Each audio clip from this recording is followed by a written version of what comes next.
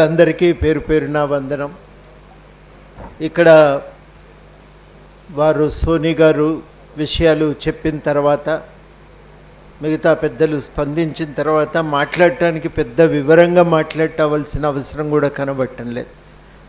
అందరం కూడా కోరేది చర్చలు జరగాలి. ప్రభుత్వము బాధ్యత రాజ్యాంగాన్ని కాపాడాలి.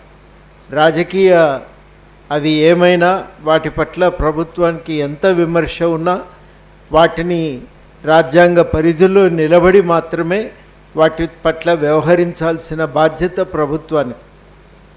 అది ప్రభుత్వము ఆ కర్తవ్యాన్ని మర్చిపోయి నేను చంపి అయినా శాంతిని నిలబెడతా అని ప్రయత్నం చేస్తే అది నష్టదాయకం. అది ప్రజాస్వామ్యానికి నష్టం కలిగిస్తుంది, సామాజిక విలువలను దెబ్బతీస్తుంది. అందుకని అట్లాంటి ప్రయత్నం పనికిరాదని చెప్పి నేను భావిస్తూ ఉన్నా. చర్చలు జరగాలి. ఈ సమస్యను శాంతియుతంగా చర్చల ద్వారా మనం దీన్ని పరిష్కరించడానికి పూనుకోవాలని నేను చెప్తున్నాను.